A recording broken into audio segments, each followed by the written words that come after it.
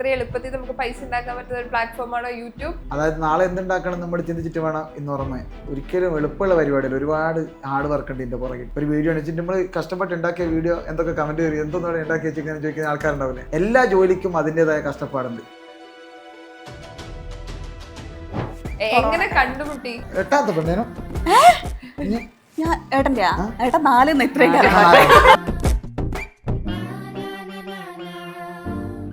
ഇൻസ്റ്റയില് ഇതിലുള്ളൊരു അനുഭവം ഈ അഭിഹിതം ഭയങ്കര മാർക്കറ്റാണ്. ഏറ്റവും കൂടുതൽ മാർക്കറ്റുള്ള സാധനം അതാണ്. അപ്പൊ അത് എന്തിട്ടാണ് ഞാൻ മില്യണം. സിനിമ ഞങ്ങള് മലബാർ മല്ലൂസ് ഒരു സിനിമ ചെയ്യാൻ പോകുന്നുണ്ട്. അങ്ങനെ വലിയ സിനിമയല്ല, എന്നാൽ ഞങ്ങളൊരു സിനിമ ഞങ്ങള് ഭയങ്കര ഹാപ്പി ആയിരുന്നു. ശരിക്കും അമ്മ എൻ്റെ ജീവിതത്തിൽ ഏറ്റവും വലിയൊരു അച്ചീവ്മെന്റ് തന്നെ പറയാം. കാരണം അമ്മേനെ സിനിമയിലേക്ക് ഒരു എൻട്രി കൊടുക്കാൻ പറ്റിയല്ലോ. കുഞ്ചോക്കോവന്റെ സിനിമയിൽ നമുക്ക് അഭിനയിക്കാൻ പറ്റിയതിൽ എനിക്ക് അഭിമാനമുണ്ട്. ഞാൻ കല്യാണം കഴിഞ്ഞിട്ടാണ് ഈ പണി തുടങ്ങിയത്. വൈഫിന്റെയും അമ്മേന്റെയും ഒക്കെ സപ്പോർട്ടിലാണ്ട്, വീട്ടുകാരുടെ സപ്പോർട്ടിലാണ്ട് നടക്കൂല. എനിക്കെന്തോ കോൺഫിഡൻസ് ഉണ്ടായിരുന്നു. അപ്പം എനിക്കന്ന് 55 സബ്സ്ക്രൈബർ ആയിരുന്നു യൂട്യൂബിലുണ്ടായിരുന്നു. നമ്മൾ ഉള്ളിൽ പറയുവേ ഇത് ചെയ്ത് കഴിഞ്ഞാൽ നടക്കും എന്നുള്ള. അപ്പൊ 55 ഇപ്പം എനിക്കൊന്ന് 5.5 ലക്ഷം സബ്സ്ക്രൈബർ യൂട്യൂബിലായി നമുക്ക്. അതൊക്കെ ഭയങ്കര ഡേഞ്ചറുവാ. ട്രാവൽ ചെയ്യുമ്പോൾ മിലിറ്ററി പ്രൊട്ടക്ഷൻ നമ്മൾ ട്രാവൽ ചെയ്യുന്ന അവിടുത്തെ ഭയങ്കര റോബറി. ചിലപ്പോൾ ബസ്സൊക്കെ ഞങ്ങളെ ക്യാമ്പ് ജോലി ചെയ്യുന്ന ചില ടീമുകളെ തന്നെ ഒരിക്കലും നാട്ടിൽ പോകുമ്പോൾ ഒരു റോബറി ആയിട്ടുണ്ട്. അങ്ങനെ ഇന്ത്യക്കാരെല്ലാം തട്ടിക്കൊണ്ടുപോയിനാണ്. എന്നെ തട്ടിക്കൊണ്ടുപോയിട്ട് ചോദിക്കും എത്ര പൈസ എന്നറിയാം. അവിടെ പോയിട്ടുണ്ട് തിരിച്ചു വരില്ല. മലബാർ ബല്ലൂസ് മലബാറിലായതുകൊണ്ടാണ് അങ്ങനെ ഒരു പേര്, മലബാർ ബല്ലൂസ്. അതെ, നമ്മള് ആദ്യം വേറൊരു പേരായിരുന്നു. ഏതായിരുന്നു? യൂട്യൂബ് മൂൺലൈറ്റ്സ് എന്നാണ്. അപ്പൊ ഞാൻ ആൾക്കാർ ചോദിക്കും എന്താ പേര് എന്ന് ചോദിക്കുമ്പോ ആൾക്കാർക്ക് മനസ്സിലാവില്ല. ഞാൻ യൂട്യൂബ് മൂൺലൈറ്റ്സ് എന്ന് പറയുമ്പോ ആൾക്കാർക്ക് അതേ പ്രശ്നം ഉണ്ടായിരുന്നു. അപ്പൊ ഞാൻ ഇങ്ങനെ ആലോചിച്ചു. അപ്പൊ ഞങ്ങൾക്ക് പ്ലേ ബട്ടൺ കിട്ടിയിരുന്നു ആ ടൈമില്. അപ്പൊ പ്ലേ ബട്ടണിൽ അതാണല്ലോ പേര് വന്നത്. അപ്പൊ ഇനി എങ്ങനെ പേര് മാറ്റുക എന്നുള്ള ഒരു ഇതുണ്ടായിരുന്നു. പിന്നെ അങ്ങ് മാറ്റി. ഇതിപ്പോ എല്ലാവരുടെ മനസ്സിൽ ആൾക്കാരിലേക്ക് എത്തുന്ന പേരാണ്. എവിടെയാണ് നിങ്ങൾ? എന്ത് ചെയ്യുന്നു? ആരൊക്കെയാണ് നിങ്ങൾ? അപ്പൊ ഞങ്ങള് വടകരയാണ് നമ്മുടെ സ്ഥലം. കൈനാട്ടിയാണ് സ്ഥലം. എല്ലാരും ചോദിക്കുന്നുണ്ട് എവിടെയാ സ്ഥലം എന്ന്. പിന്നെ എന്റെ പേര് റെനിൽ എന്നാണ്. ഇതാണ് എന്റെ അമ്മ. എല്ലാരും ഡൗട്ടാണ് എന്റെ അമ്മ ഏതാന്നുള്ളത്. ശരിയാ, ഇതാണ് എന്റെ അമ്മ വസന്ത. കാരണം വീഡിയോയിൽ കുറെ അമ്മമാര് വരുന്നുണ്ടല്ലോ. അപ്പൊ ശരിക്കുള്ള അമ്മ, എനിക്കത് അമ്മക്ക് അഭിനയം ഭയങ്കര ഇഷ്ടമുള്ള ആളാണ്. അതെ, അമ്മ ഇപ്പം 2 സിനിമയിൽ അഭിനയിച്ചിട്ട് വന്നിരിക്കുകയാണ്. പക്ഷെ ആള് സൈലന്റ് ആയിട്ട് ഇരിക്കുന്നത് നോക്കണ്ട കേട്ടോ. ശരിക്കും അമ്മയിൽ നിന്നാണോ മകന് ഈ കഴിവും താല്പര്യമൊക്കെ കിട്ടിയത്? അത് അങ്ങനെ ചിലപ്പോ ആയിരിക്കാം. പക്ഷെ അമ്മ ഇതിലേക്ക് വന്നത് പിന്നീടാണ് വന്നത്. അപ്പൊ ആക്ച്വലി ഞാൻ പുറത്താ ജോലി ചെയ്തോണ്ടിരുന്നത്. ഞാൻ ഓയിൽ റിഫൈനറിയിലാണ് വർക്ക് കൊണ്ടിരുന്നത്. ആഫ്രിക്ക, ഗൾഫ് കുറെ കൺട്രികളിലൊക്കെ ജോലി ചെയ്തിട്ടുണ്ട്. 4-5 കൺട്രികളിൽ ജോലി ചെയ്തിട്ടുണ്ട്. ഇൻസ്ട്രുമെന്റേഷനിലാണ് ഞാൻ ഓയിൽ റിഫൈനറിയിൽ. അപ്പോൾ അത് കഴിഞ്ഞ് എനിക്ക് കുവൈത്തിലേക്ക് ഒരു വിസ റെഡി ആയപ്പോൾ ഒരു 9 മന്ത് വെയിറ്റ് ചെയ്യാൻ പറഞ്ഞു. ആ ഒരു ടൈമിൽ ഞങ്ങൾ ഇങ്ങനെ റീൽ ചെയ്തോണ്ടിരുന്ന ഞാനിവിടെ ചെയ്ത് അങ്ങനെ അമ്മേനെയും കൂട്ടി അതങ്ങ് ഹിറ്റായി.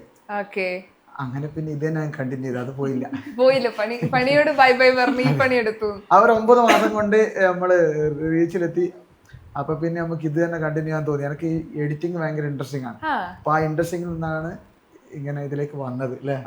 അല്ലാതെ ആക്ടിങ്ങിനോട് താല്പര്യമില്ല, എഡിറ്റിംഗ് ആണ് ഭയങ്കര ഇൻട്രസ്റ്റിംഗ്. അപ്പൊ എഡിറ്റിംഗ് കഴിഞ്ഞപ്പോ എനിക്ക് ഡയറക്ഷനിലേക്ക് ഇൻട്രസ്റ്റിംഗ് ആണ്. അപ്പൊ ഞാൻ മറ്റുള്ളവരെ വെച്ച് വീഡിയോ ചെയ്യാൻ തുടങ്ങി. പിന്നെ എനിക്ക് ആക്ട് ചെയ്യണം തോന്നി. അങ്ങനെ ഞാനിപ്പോ ചെയ്യുന്നുണ്ട്. പിന്നെ ഇവരെ സപ്പോർട്ടാണ് മെയിനായിട്ട്. വൈഫിന്റെ സപ്പോർട്ടും അമ്മേന്റെ സപ്പോർട്ടും ഉള്ളതുകൊണ്ടാണ്. കാരണം ഞാനൊരു കല്യാണത്തിന് ശേഷമാണ് ഞാൻ ഈ ഒരു പരിപാടി തുടങ്ങിയത്, കല്യാണത്തിന് മുമ്പല്ല. അപ്പൊ ഇവരെ സപ്പോർട്ട് ഉള്ളതുകൊണ്ടാണ്. യാതൊരു ചേച്ചി പറയും. കാരണം നമ്മള് വീഡിയോസ് കാണുമ്പോഴേ ഇങ്ങനെ ഹസ്ബൻഡ് പറഞ്ഞ് അഭിനയിക്കുന്ന ഒരാളെ പോലെ തോന്നുന്നില്ല. രസമായിട്ടാണ് അമ്മയും വൈഫും അഭിനയിക്കുന്നത്. ശരിക്കും എങ്ങനെയായിരുന്നു അഭിനയത്തിലേക്ക് ആള് പറയാം നമുക്കൊരു റീല് ചെയ്യാം എന്ന് പറയുമ്പോ എങ്ങനെയായിരുന്നു ആദ്യത്തെ റിയാക്ഷൻ? എനിക്ക് ആദ്യം ഭയങ്കര ബുദ്ധിമുട്ടായിരുന്നു. പിന്നെ റീലിന് മാത്രമേ ഞാൻ നിന്നിട്ടുള്ളൂ ആദ്യമൊക്കെ. അതെ, ഷോർട്ട് ഫിലിമിലൊന്നും ആദ്യം അഭിനയിക്കില്ലായിരുന്നു. അപ്പൊ ഞാനില്ല എന്നെല്ലാം പറയുന്നു. അപ്പൊ ഞാനും അഭിനയിച്ചിട്ടില്ല. ഞാൻ വേറെ ആൾക്കാർ വെച്ചിട്ട് ആദ്യം ഷോർട്ട് ഫിലിം ചെയ്യാറ്. പിന്നെ നായിക ഇവിടെ തന്നെ ഉണ്ടല്ലോ. വേറെ നായികനെ കൊണ്ട് ഒക്കെ ചെറിയ പ്രശ്നങ്ങള്. ഇപ്പൊ അമ്മക്ക് ഓൾറെഡി അഭിനയം ആദ്യം പറഞ്ഞിട്ടുണ്ടായിരുന്നില്ല, പിന്നീടാണല്ലോ അമ്മ വേഗം ഞാൻ പറഞ്ഞപ്പോ തന്നെ അമ്മ സെറ്റായി. അതായത് അമ്മ ചെയ്യുമെന്ന് വെച്ചാൽ അമ്മ നോ പറഞ്ഞില്ല. പിന്നെ നമ്മള് ആ സമയത്ത് എനിക്ക് തോന്നുന്നു ഇവിടെ അനീഷ് ഫുഡി മാത്രമേ ബ്ലോഗർ ആയിട്ടും വീഡിയോ ചെയ്യുന്നു വടകരയുള്ളൂ, ഈ ബ്ലോഗർ ആയിട്ടുള്ളൂ. അപ്പൊ ആ ഒരു ടൈമിൽ ഇത് ആരും ആക്സെപ്റ്റ് ചെയ്യൂല. ഇവിടെ ഒരുപാട് ആൾക്കാരില്ലാത്തതിനെ കൊണ്ട് ഇപ്പൊ ഒരെല്ലാം ചെയ്യുന്നുണ്ട്, നമുക്കും ചെയ്താൽ സക്സസ് ആവുമെന്ന് തോന്നുമല്ലോ. അപ്പൊ അങ്ങനെ ആരും ഇല്ലേനു 5 വർഷം മുമ്പ് ഇവിടെ. അതുകൊണ്ട് അമ്മ സപ്പോർട്ട് ചെയ്താ എന്നിട്ടും. അപ്പൊ അമ്മക്ക് ഇൻട്രസ്റ്റിംഗ് ആണ്, ആക്ട് ചെയ്യാൻ ഭയങ്കര ഇൻട്രസ്റ്റിംഗ് ആണ് നമുക്ക്. ഈ അമ്മ ഓൾറെഡി പണ്ട് അഭിനയിക്കൊക്കെ ചെയ്യായിരുന്നോ? ഇല്ല, ഇഷ്ടാണ്. ഉള്ളില് എല്ലാരുടെ ഉള്ളിലും കലയുണ്ട്. പക്ഷെ നമുക്കൊരു പ്ലാറ്റ്ഫോം. അതുകൊണ്ട് തന്നെയാണ് ഞാൻ ഇപ്പം നമ്മുടെ നാട്ടില് വടകര ഭാഗത്തുള്ള പുതിയ ആൾക്കാർ ആര് ചോദിച്ചു കഴിഞ്ഞാലും ഞാൻ അവർക്ക് പറ്റിയ ഒരു റോൾ ഉണ്ടെങ്കിൽ കൊടുക്കലുണ്ട്. കാരണം പ്ലാറ്റ്ഫോം ഇല്ലാതെ വിഷമിക്കുന്ന ഒരുപാട് കലാകാരന്മാരുണ്ടല്ലോ. നമ്മളെ കൂടെ അങ്ങനത്തെ ആൾക്കാർ ഒരുപാട് ആൾക്കാർ വരുന്നുണ്ട്. അവർക്കുള്ള ഓപ്പർച്യൂണിറ്റീസ് എല്ലാവർക്കും കൊടുക്കണം. അപ്പൊ ഞാനിപ്പോ ഞങ്ങള് കുറെ പരിപാടികൾ പ്ലാൻ ചെയ്യുന്നുണ്ട്. അപ്പൊ എല്ലാത്തിലും ഓരോരുത്തർക്ക് ചാൻസ് കൊടുക്കലുണ്ട്. അങ്ങനെ ആരും മടക്കി അയക്കാറില്ല ചാൻസ് ചോദിച്ചാൽ. ഇല്ല, അതൊരു വലിയ കാര്യമാണ്. ഇപ്പൊ അതേപോലെ മകൻ വന്ന് പറയാം അമ്മ അമ്മക്കൊരു ചാൻസ് ഉണ്ട് അഭിനയിക്കുന്ന ചോദിച്ചപ്പോ എന്തായിരുന്നു ആദ്യത്തെ മറുപടി, റിയാക്ഷൻ എന്തായിരുന്നു? ആന്ന് തന്നെ പറഞ്ഞേ. പക്ഷെ ഇട്ട് കഴിഞ്ഞ അമ്മ പറയും എന്റെ ഫേസ് അങ്ങനെ വെക്കണ്ട്, ഇവിടെ ലേശം പ്രശ്നം ഉണ്ടേനു, ഇവിടെ ലേശം പ്രശ്നം ഇട്ട് കഴിഞ്ഞ അങ്ങനെ പറയും. എനിക്ക് ചിലപ്പോ കണ്ടാ ചിലപ്പം പറ്റാത്ത പറയും അത് വേണ്ടിയിരുന്നു. ചില കണ്ടന്റ് എല്ലാം ചിലപ്പോ നമ്മള് ഇടുമ്പോ വീഡിയോ ഇട്ട് കഴിഞ്ഞാൽ അന്നേരം കോള് വരും മേലേക്ക്. ഞങ്ങൾ മേലെ റൂമിലുണ്ടാകും. രാത്രി അമ്മേന്റെ കോള് വരുമ്പോ ഞാൻ പറയും ഇന്നത്തെ അമ്മ താഴെ നിന്ന് മേലോട്ടേക്ക് വിളിക്കും. ഞങ്ങള് മുകളിലെ റൂം. അമ്മ ഞാൻ ഇട്ട പാട് അമ്മ താഴെ നിന്ന് മേലോട്ടേക്ക് വിളിക്കും. അതൊന്ന് ഡിലീറ്റ്. പക്ഷെ വീഡിയോസ് കണ്ടിട്ട് ഇപ്പൊ ഒരുപാട് ഫാൻസ് ഇല്ലേ, ആൾക്കാർ പുറത്തൊന്നും തിരിച്ചറിയത്തില്ലേ? എങ്ങനെയാ അതിന്റെ സന്തോഷമൊക്കെ? ഭയങ്കര സന്തോഷം. ഇങ്ങനെ ഒരു ആള് എല്ലാവരും ഇങ്ങനെ ചിലപ്പോ വണ്ടിയെല്ലാം നിർത്തിയിട്ടല്ല അയാളും പറയും. ഭയങ്കര സന്തോഷം. അമ്മയുടെ ഫേസ് ഭയങ്കര ഫെമിലി, അധികം ആർക്കും കാണാത്തൊരു ഫേസാ. അപ്പൊ സിനിമയിൽ അഭിനയിച്ചല്ലോ, ഇപ്പൊ മകന്റെ ഒരു ഷോർട്ട് ഫിലിമൊക്കെ അവസരം കിട്ടി, പിന്നെ സിനിമയിൽ വിളിക്കുന്നു. ഏതൊക്കെ സിനിമ പറയാൻ പറ്റുമോ ഇപ്പൊ? പെണ്ണ് കേസ്, രണ്ടാമത്തെ ഇപ്പൊ 40 Days of കുഞ്ചോക്കോവന്റെ ഒരു പടമാണ്. ഇത് ഇപ്പൊ നമുക്ക് കംഫർട്ടബിൾ ആയിട്ടുള്ള കുറച്ച് ആൾക്കാരുടെ കൂടെ അഭിനയിച്ചിട്ടേ വലിയ സെറ്റില് സിനിമയിൽ പോയിട്ട് അഭിനയിക്കുന്ന ആദ്യം നല്ല ടെൻഷൻ ഉണ്ടായിരുന്നു. അപ്പൊ ആദ്യത്തെ ഞാൻ പോയിരുന്നു, ഷൂട്ടിന് ഞാൻ പോയിരുന്നു. പിന്നെ ഡയറക്ടർ, പെണ്ണേഴ്സിന്റെ ഡയറക്ടർ നമ്മുടെ വടകരയുള്ള ഒരാൾ തന്നെയായിരുന്നു. കുറച്ചുകൂടി നല്ല കംഫർട്ട് ആയിരുന്നു. പുള്ളി നല്ല രീതിയിൽ ഫെബിൻ സിദ്ധാർത്ഥ് ഡയറക്ടർ, പുള്ളി നല്ല രീതിയിൽ ട്രീറ്റ് ചെയ്തുകൊണ്ട് ഇവര് നാല് പേരുണ്ടായിരുന്നു. അവർക്ക് പറ്റി. പിന്നെ ഇപ്പോഴും കുഴപ്പമില്ല. നല്ല രണ്ടാമത് ചെയ്ത പടത്തിൽ ഡയറക്ടറിനെ പേടി, പക്ഷെ അയാളെ നല്ല നമ്മളൊരു മാനപ്പത നല്ലതായിട്ട് പേടിയെല്ലാം മാറി. പിന്നെ ഇപ്പം പോയാലും പേടിയൊന്നുമില്ല. ഇപ്പൊ പോയാലും നല്ല രീതിയിലാണ് ഇവര് ട്രീറ്റ് ചെയ്യുന്നത്. അഭിനയിക്കുന്നതിനേക്കാളും കംഫർട്ട് അവിടെയാണ്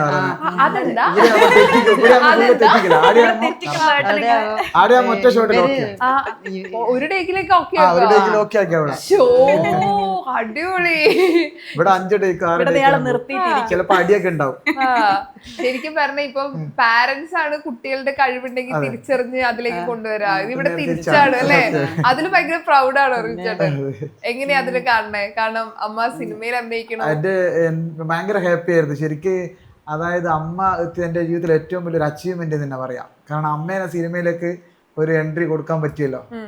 കാരണം ഞാനിപ്പോൾ അറിയാൻ പറഞ്ഞിരുന്നു മുമ്പ്, ഇപ്പൊ കുഞ്ചോക്ക് ബോബന്റെ പടം കാണാൻ ഞാള് അന്നേരം TV വേറെ വീട്ടിലാ, അടുത്തൊന്നും TV ഇല്ല. ഒരു 10-15 വർഷം മുമ്പത്തെ കഥയാ. അപ്പൊ ഞങ്ങള് റെയിലിന്റെ സൈഡിലായിരുന്നു ഞങ്ങൾ അന്നത്തെ വീട്. റെയിലിന്റെ അപ്പുറത്ത് പോയിട്ട് ഒരു വീട്ടിൽ പോയിട്ട് ഞങ്ങൾ കാണല്. അപ്പൊ ആ കുഞ്ചോക്കോവന്റെ സിനിമയിൽ നമുക്ക് അഭിനയിക്കാൻ പറ്റിയതിൽ എനിക്ക് അഭിമാനമുണ്ട്. അയ്യോ, ഇപ്പൊ മകനിപ്പോ ഹസ്ബൻഡ് ആയാലും മകനായാലും ഒരു ജോലി ചെയ്തുകൊണ്ടിരിക്കുകയായിരുന്നു. ഇപ്പം ജോലിയൊക്കെ വിട്ട് ഇപ്പൊ സോഷ്യൽ മീഡിയയിൽ ആക്റ്റീവ്. അപ്പൊ നമുക്കൊക്കെ ടെൻഷൻ ഉണ്ടാവും, എത്ര നാളെ ഈ സോഷ്യൽ മീഡിയ ഉണ്ടാവും, യൂട്യൂബ് പോയി കഴിഞ്ഞാൽ എന്ത് ചെയ്യുന്നൊക്കെ ടെൻഷൻ ഇല്ലേ? ഒരു വൈഫ് എന്ന നിലയിൽ, അമ്മ എന്ന നിലയിൽ ആ ടെൻഷൻ എപ്പോഴും ഉണ്ടോ? എങ്ങനെയാ?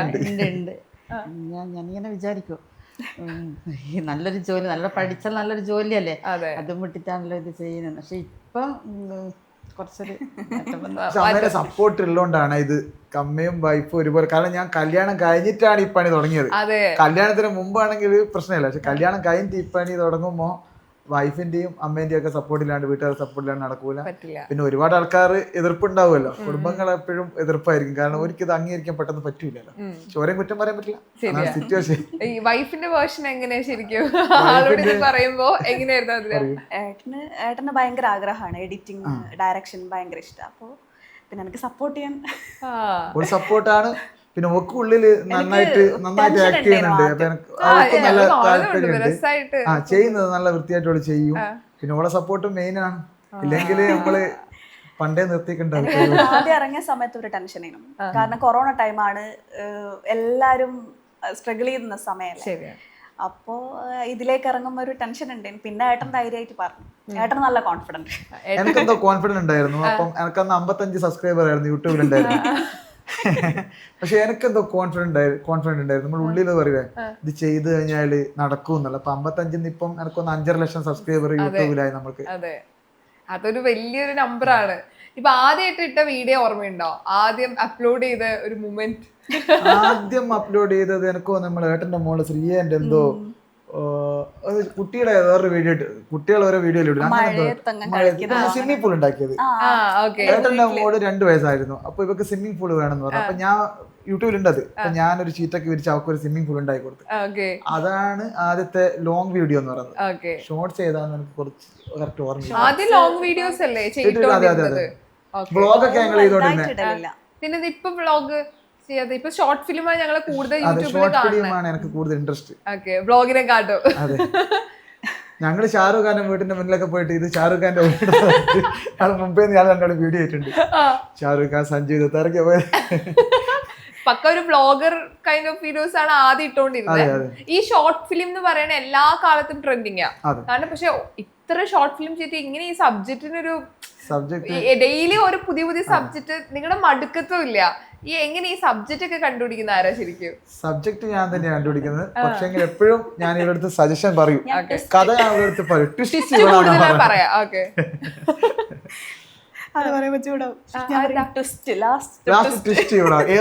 എനിക്കൊരു ട്വിസ്റ്റ് ഇഷ്ടപ്പെട്ട മറ്റൊരു ബ്രേക്കപ്പ് സ്റ്റോറി ഉണ്ടല്ലോ ഇൻസ്റ്റാഗ്രാമിൽ മില്യൺ ആയി കഴിഞ്ഞ്. എനിക്കത് അവിഹിത സ്റ്റോറി അതിന്റെ ട്വിസ്റ്റ് ആരാ ശരിക്കും പറഞ്ഞത്? അത് ഇവളായിട്ട് ബന്ധമില്ല. എന്റെ ഒരുപാട് കോണ്ടന്റുകൾ ഉണ്ട്. ഒന്ന്, ഞാന് ഒരു 5-6 ലാംഗ്വേജിലെ സിനിമ ആസ്വദിക്കുമായിരുന്നു, കാണുമായിരുന്നു മുമ്പ്. അതായത് നമ്മൾ ഗൾഫ് ആ മേഖലയിലുള്ളപ്പോൾ നമുക്ക് 8 മണിക്കൂർ ഡ്യൂട്ടി കഴിഞ്ഞാൽ റൂമിൽ ഒരു പണി ഉണ്ടാവില്ല. അപ്പോൾ ആ സമയത്ത് ഒരുപാട് സിനിമകൾ കാണുമായിരുന്നു. അത് തന്നെയാണ് എൻ്റെ ഒരു എക്സ്പീരിയൻസ്. അത് 5 ലാംഗ്വേജ്, അപ്പോൾ ഇംഗ്ലീഷ്, ഹിന്ദി, തമിഴ്, തെലുങ്ക്, കന്നഡ, മലയാളം, അങ്ങനെ എല്ലാ ലാംഗ്വേജിലും ഞാൻ പടം കാണുമായിരുന്നു. അപ്പൊ എനിക്ക് തോന്നുന്ന അതിൽ നിന്നുള്ള കുറെ പടങ്ങളെല്ലാം നമ്മൾ കണ്ടിട്ട് നമ്മുടെ മൈൻഡിൽ ഉണ്ടാവൂലേ. പിന്നെ നാട്ടിൽ നടക്കുന്ന കാര്യങ്ങളും ഉണ്ടാവും എന്റെ മനസ്സിൽ. അതൊക്കെ വെച്ചിട്ട് ഒരു കണ്ടന്റ് അങ്ങ് ഉണ്ടാവും. ഓക്കെ, ഈ കോണ്ടന്റ് ഒക്കെ വൈറലാക്കുക എന്ന് പറയുന്നത് ആണല്ലോ ഇപ്പത്തെ മെയിൻ. നമ്മള് വീഡിയോ ഇടുകയാണെങ്കിൽ അത് മില്യൺ വ്യൂസ് വേണം, ആളുകളിലേക്ക് എത്തണം എന്നൊരു പ്രഷർ ഓട്ടോമാറ്റിക്കലി നിങ്ങൾക്കിടയിൽ ഉണ്ടാവുമല്ലോ. കാരണം ഇട്ടിട്ട് ഇനിയിപ്പോ വൈറലായി കഴിഞ്ഞതിന് ശേഷം ഇടുന്ന വീഡിയോസ് ആയിരിക്കും കുറച്ചുകൂടി പ്രഷർ ഉണ്ടാവാന്ന് എനിക്ക് തോന്നുന്നു. എങ്ങനെ നിങ്ങൾ അത് മാനേജ് ചെയ്യാം? നിങ്ങൾക്ക് അങ്ങനെ പ്രഷർ ഉണ്ടോ? ഇപ്പം എല്ലാ വീഡിയോസ് വൈറലാവണം, ഇനി ഇത്ര വ്യൂ വേണം, അങ്ങനെ പ്രഷർ കോണ്ടന്റ് ക്രിയേറ്റർ എനിക്ക് ഇപ്പൊ യൂട്യൂബിൽ ഒരു ഷോർട്ട് ഫിലിം ഇട്ട് കഴിഞ്ഞാൽ മിനിമം ഒരു 1 lakh റീച്ച് വരുത്തുണ്ട് ഒരു 1 week 2 weekന്റെ ഉള്ളിൽ തന്നെ. പിന്നെ മില്യൺസിലേക്ക് പോവാന്ന് നമ്മൾ അതങ്ങനെ പോവും എന്ന് വിചാരിക്കുന്നു. കമന്റ് വരുന്ന കണ്ടന്റുകൾ ചെയ്യണം. അതായത് ആൾക്കാർ ഒന്ന് തോണ്ടുന്ന എന്താ പറയാ, ഒന്ന് ആൾക്കാർ കമന്റ് ചെയ്യിക്കണമെങ്കിൽ ഒന്ന് പ്രകോപിപ്പിക്കണം നമ്മൾ, എന്നാലേ വീഡിയോസ് ഒക്കെ മില്യൺസ് പോകും. അപ്പൊ നമ്മളെ ഇൻസ്റ്റയില് ഇതിലുള്ളൊരു അനുഭവം, ഈ അവിഹിതം ഭയങ്കര മാർക്കറ്റാണ്, ഏറ്റവും കൂടുതൽ മാർക്കറ്റുള്ള സാധനം അതാണ്. അപ്പൊ അത് എന്തിട്ട് കഴിഞ്ഞാലും മില്യണാണ്. ഈ ആളുകൾക്ക് എന്താ വേണ്ടത് അത് കൊടുക്കണം നമ്മൾ. ആൾക്കാർക്ക് കൂടുതൽ ഇഷ്ടമുള്ള സാധനം അത്തരം കാര്യങ്ങളാണ്. ഈ ഡെയിലി നടക്കണ അല്ലെങ്കിൽ നിങ്ങൾക്ക് അറിയുന്ന റിയൽ സ്റ്റോറി ഒക്കെ നിങ്ങൾ ഷോർട്ട് ഫിലിമിൽ കൊണ്ടുവന്നിട്ടുണ്ട്? ഷോർട്ട് ഫിലിമിൽ ഇപ്പം നമ്മള് ഒരു 1 million അടിച്ചൊരു വീഡിയോ ഉണ്ട് ഷോർട്ട് ഫിലിം. ഒരു പെൺകുട്ടീനെ കാട്ടിൽ കൊണ്ടുപോയിട്ട് ഇപ്പോൾ സ്ഥിരം നടക്കുന്ന സ്കൂൾ പിള്ളേർ, +2 പഠിക്കുന്ന പിള്ളേർ കാട്ടിൽ പോവാം. അപ്പൊ അതിനാണ് ഒരു നല്ല മെസ്സേജ് കൊടുത്ത് നല്ല അപ്രിസിയേഷൻ കിട്ടിയ ഒരു വീഡിയോ ആണ്. അത് നല്ല മില്യൺ റീച്ച് ഒക്കെ പോയി നന്നായിട്ടുണ്ടായിരുന്നു. ഈ 49 വയസ്സിൽ കൂടുതലുള്ള കല്യാണം കഴിച്ചത് അങ്ങനെ റിയൽ ലൈഫിൽ കൊണ്ടുവന്ന എന്തായിരിക്കും അമ്മയുടെ റിയാക്ഷൻ? ഒന്നുമില്ല, ഞാൻ കഴിച്ചാല് ചെയ്തതുകൊണ്ട് എന്താ അറിയാം, അങ്ങനെ റിയാക്ഷൻ തന്നെ. ശരിക്കും ഞങ്ങൾ ആ വീഡിയോ ചെയ്ത് 2 ദിവസം കഴിഞ്ഞപ്പോ ഇവിടെ അടുത്തൊരു ആളങ്ങനെ പോയിട്ടുണ്ട്. നിങ്ങൾ നേരത്തെ മനസ്സിലാക്കി എഴുതിയതുപോലെ പോയി. ഓക്കെ, ഇപ്പൊ ആദ്യത്തെ നിങ്ങള് യൂട്യൂബില് വീഡിയോ ഇടുന്നു, റവന്യൂ എന്നത് മനസ്സിലുണ്ടാവുമല്ലോ. ആദ്യത്തെ റവന്യൂ എത്രയായിരുന്നു? ആ റവന്യൂ ഇട്ട് നിങ്ങൾ ചെയ്തൊരു കാര്യം എന്താ, അല്ലെങ്കിൽ വാങ്ങിച്ചൊരു കാര്യം എന്താ? ആദ്യത്തെ റവന്യൂ എന്നാ ചെയ്തേന്ന് ഓർമ്മയില്ല. അതല്ല ആദ്യത്തെ യൂട്യൂബ് റവന്യൂ, യൂട്യൂബിൽ പൈസ കിട്ടില്ലേ? അത് എന്നാ ചെയ്തെന്ന് അങ്ങനെ അന്നാണ് കുറച്ച് സ്ട്രഗിൾ ചെയ്യുന്ന ടൈമായിരുന്നു. ഒരുപാട് ആവശ്യമുണ്ടായിരുന്നു, ഒരുപാട് ആവശ്യമുണ്ടായിരുന്നു. അതുകൊണ്ട് കൃത്യമായിട്ട് അത് ഇന്നേ കാര്യത്തിന് ഉപയോഗിച്ചെന്ന് ഇല്ല. എന്നാൽ ഏകദേശം എത്ര എമൗണ്ട് ആയിരിക്കും ആദ്യത്തെ റവന്യൂ? ആദ്യത്തെ നമ്മള് $100 something. അതായത് ഫസ്റ്റ് എപ്പോഴും അങ്ങനെയാണല്ലോ, നമ്മള് 100 എങ്ങനെയെങ്കിലും തികക്കുകയാണല്ലോ. അതാണ് $100 ആണ്, $141 അങ്ങനെ ഒന്നും എൻ്റെ ഒരു ഓർമ്മ. ഓക്കെ, അത് അന്ന് ഭയങ്കര സന്തോഷം. അതെ അതെ, ആദ്യമായിട്ട് നമ്മൾ വീഡിയോ എടുത്ത് കിട്ടുകയല്ലേ. പക്ഷെ ഞങ്ങൾക്ക് പരസ്യം ചെയ്തിട്ട് ഞങ്ങള് പിന്നെ വരുമാനം ഉണ്ടാക്കുന്നുണ്ടായിരുന്നു ആ സമയത്ത്. മെയിൻ വരുമാനം തന്നെ ഞങ്ങള് ഈ ആഡ്സ് ചെയ്യും, ഇൻസ്റ്റയിൽ ആഡ്സ് ചെയ്തിട്ടാണ് ഞങ്ങൾ ഒരു വരുമാനം ഉണ്ടാക്കിയിട്ടുണ്ടായിരുന്നു. നിങ്ങളുടെ പരസ്യങ്ങൾ ഭയങ്കര രസമാട്ടോ. ഞങ്ങൾ റീലാന്ന് വെച്ചിട്ടുണ്ടെങ്കിൽ ഇരുന്ന് കാണുമ്പോ പരസ്യം വരും. അതാണ് നിങ്ങളുടെ ഒരു തന്ത്രം എന്ന് പറയുന്നത്. അത് പക്ഷെ രസമാണ്. ഇതൊക്കെ ആരുടെ ഐഡിയ ശരിക്കും, ഇങ്ങനെ ഇരുന്ന് ആൾക്കാർ പരസ്യം കാണും എന്നിട്ട്? അത് ഏട്ടൻ തന്നെയാ ആണല്ലേ? ഏട്ടൻ പറയും, കാരണം നമ്മൾ ഫസ്റ്റ് തന്നെ ഒരു പരസ്യം കാണുമ്പോൾ ആൾക്കാർക്ക് ഒരു മടുപ്പായിരിക്കും. എനിക്ക് തോന്നുന്നു വടകര ഞാനത് എല്ലാവരുടെ അടുത്തും പറഞ്ഞിട്ട് മാറ്റിയത്. എല്ലാവർക്കും വ്ളോഗാണ് വേണ്ടത്. ഹായ് ഗൈസ്, ഞാനിപ്പോ ഇന്ന ഷോപ്പിലുള്ളതെന്ന്. അങ്ങനെ ഇവിടെ എല്ലാവരും ചെയ്തോണ്ടിരുന്നത്. ഇപ്പൊ ഞാൻ ഇങ്ങനെ വന്നപ്പോ എന്റെ കൂടെ വരുന്ന ആൾക്കാരെല്ലാം അത് ഫോളോ ചെയ്യുന്നുണ്ട്. ആദ്യം ഒരു കണ്ടന്റ് കൊടുത്ത് പിന്നെ പരസ്യത്തിലേക്ക് മാറുന്നുണ്ട് ആൾക്കാർ. പക്ഷെ അത് ആൾക്കാർ കാണുകയും ചെയ്യും. അതെ, ആളുകൾ അത് അക്സെപ്റ്റ് ചെയ്യാൻ ആദ്യം സമയം എടുക്കെങ്കിലും ഇന്നത് ഭയങ്കര ആൾക്കാർ വഴക്കം പറയും. ഇതുവരെ കണ്ടിട്ട് അവര് കണ്ടതാന്ന് വെച്ചിട്ടല്ലേ കാണുന്നത്. നമ്മൾ കൂടുതൽ കണ്ടന്റ് ക്രിയേറ്റ് ചെയ്യുന്നതിനെ കൊണ്ട് ചില ആൾക്കാർക്ക് അത് ഇഷ്ടപ്പെടുന്നില്ല.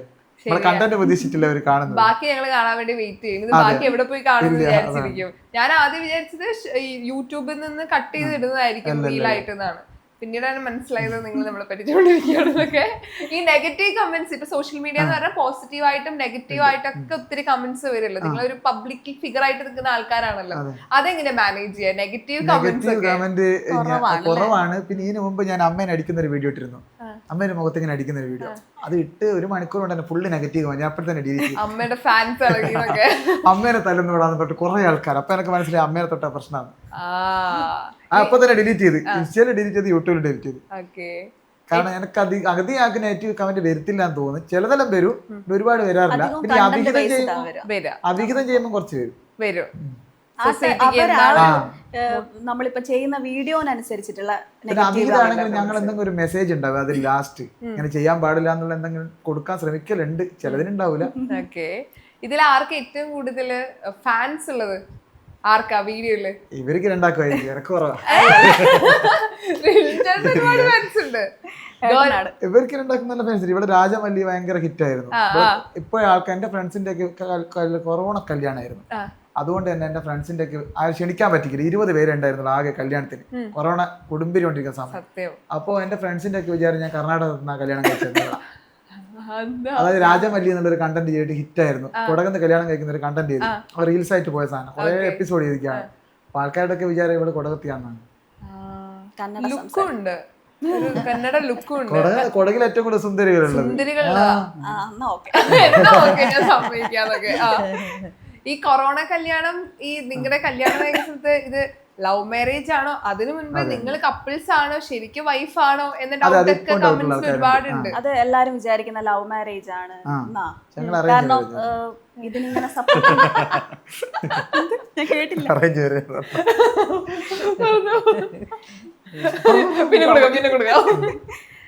എല്ലാരും വിചാരിക്കുന്നത് ലവ് മാരേജ് ആണ്. പക്ഷെ ലവ് മാരേജ് അല്ല, അറേഞ്ച് മാരേജ് ആണ്. എങ്ങനെ കണ്ടുമുട്ടി ഇവരെ? കാണാൻ വന്നു. 8ാമത്തെ പെണ്ണേനോ ഞാൻ ഏട്ടന്റെ ഏട്ടൻ 4 ഇത്രയും 4ാമത്തെ മാറിപ്പോയി. അമ്മക്കറിയും 4 പ്രണയങ്ങൾ. പെണ്ണ് കാണാൻ പോയത് ഞാൻ പുറത്തുനിന്ന് വന്നപ്പോ പെണ്ണ് കാണാൻ പോയതാണ്. അങ്ങനെ ഇവിടെ എത്തി. നാളെ ലോക്കാണെങ്കിൽ ഇന്നാണ് കണ്ടത്. മാർച്ച് 8-ാം തീയതി. മാർച്ച് 8-ാം തീയതി 20-ാം തീയതി ലോക്ക്ഡൌൺ ആയി ഇവിടെ. അപ്പൊ എനിക്കൊന്ന് 18-നാണ് ഞാൻ പോകേണ്ടത്. 18 അല്ല 24 ഞാൻ പോകേണ്ടത് തിരിച്ച് നൈജീരിയക്ക്. അപ്പൊ ഇവിടെ ലോക്ക്ഡൌൺ ആയി. ഞാനിവിടെ ലോക്കായി. അപ്പം നവംബറിൽ കല്യാണം കഴിച്ചു.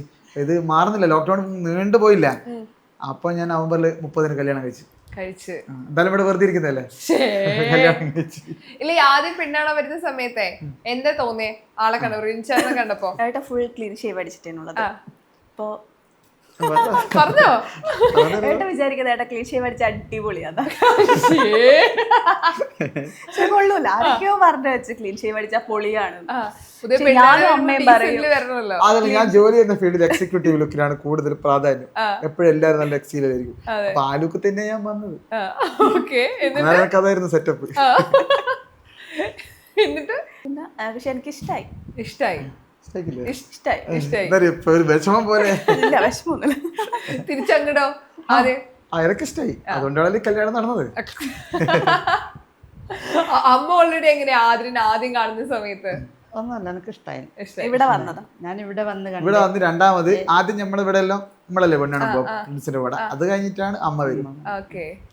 എൻ്റെ ഒരു ഫ്രണ്ട് കാണിച്ചെന്താ നല്ല കുട്ടിയാണ്, നല്ലൊരു കുട്ടിയാന്ന് പറഞ്ഞ്. അപ്പൊ ഞാൻ ഇവനെ ഇപ്പൊ എന്തെങ്കിലും മാറ്റം ഒരു മാറ്റവും ഇല്ല പറഞ്ഞെന്ന് പറഞ്ഞില്ലേ, ഒരു മാറ്റവും ഇല്ല. ഞാൻ അന്ന് കണ്ട് ഇഷ്ടപ്പെട്ട ആ ഇഷ്ടം ഇന്നും എനക്കുണ്ട്. എനിക്കത് 5 വർഷം കഴിഞ്ഞു.